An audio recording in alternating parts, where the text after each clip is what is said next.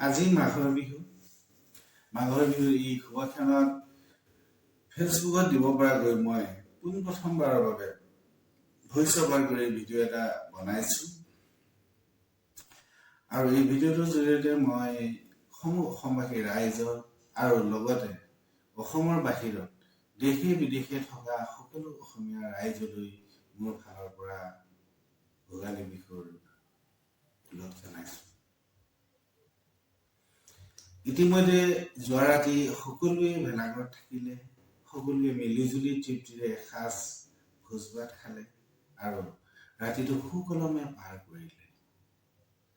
সেইবাবে তেওঁলোক সকলোলৈকে মোৰ ফালৰ পৰা অশেষ ধন্যবাদ জ্ঞাপন কৰিছোঁ। যি কি নহওক, 2025 চনৰ এই মেজিৰ জুয়ে সকলোৰে অপায় অমংগলবোৰ, বিপদ আপদবোৰ জ্বলাই নাইকিয়া কৰক আৰু সকলোৰে বাবে এটি আনন্দময় পৰিৱেশ গঢ়ি তোলক। তাকেহে মই ভগৱানৰ ওচৰত প্ৰাৰ্থনা জনাইছোঁ।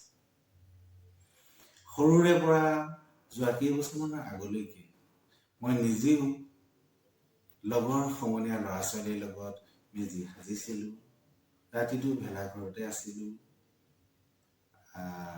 ভেলাঘৰতে ভোজ ভাত খাইছিলোঁ। সেই সময়বোৰ কিমান যে মধুৰ আছিল, কিমান যে আনন্দৰ আছিল, সেইবোৰ আজি মই ভাষাৰে প্ৰকাশ কৰিব নোৱাৰোঁ, কেৱল উপলব্ধিহে কৰিব পাৰিছোঁ। আচলতে এনেকুৱা মধুৰ স্মৃতিবোৰ, মধুৰ আনন্দবোৰ ভাষাৰে কেতিয়াও প্ৰকাশ কৰিব পৰা নাযায়, হয় নে নহয়? আপোনালোকে কমেণ্ট বক্সত কমেণ্ট এটা লিখি জনাবচোন। এইখিনিতে আৰু এটা কথা আপোনালোকৰ লগত শ্বেয়াৰ কৰোঁ বুলি ভাবিছোঁ। মই এই যে ফেচবুকতে হওক অথবা ইউটিউবতে হওক ভিডিঅ' যে বনাওঁ,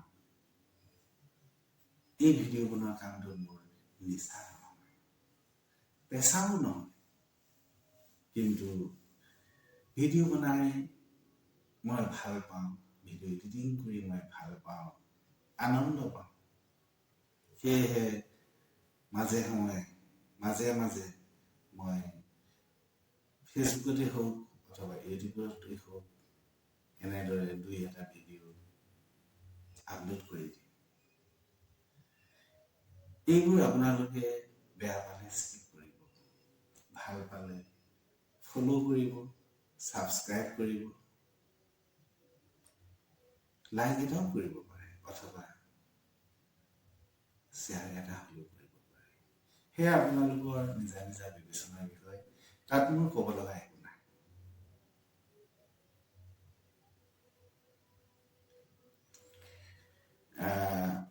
এইবাৰ অন্য এটা বিষয় লৈ যিসকল শুভাকাংক্ষীৰ বাবে মোৰ এই ফেচবুক পেজটোৱে ইমানখিনিলৈকে আগবাঢ়ি গৈছে, তেওঁলোক সকলো শুভাকাংক্ষীলৈ মাঘ বিহুৰ এই শুভক্ষণত মোৰ ফালৰ পৰা অশেষ ধন্যবাদ জ্ঞাপন কৰিছোঁ।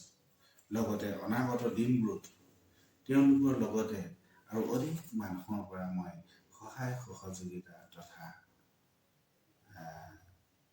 ছাপোৰ্ট পাম বুলি আশা কৰিছোঁ। শেষত পুনৰ এবাৰ সকলোলৈকে ভোগালী বিহুৰ ওলগ জনালোঁ। লগতে নতুন বছৰৰ বাবেও সকলোলৈকে বহুত শুভকামনা জনাই ইমানতে আজি এই ভিডিঅ'টো সামৰণি মাৰিব খুজিছোঁ।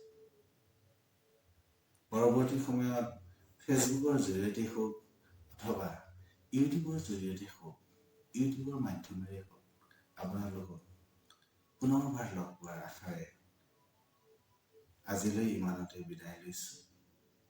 ধন্যবাদ। জয় আই অসম।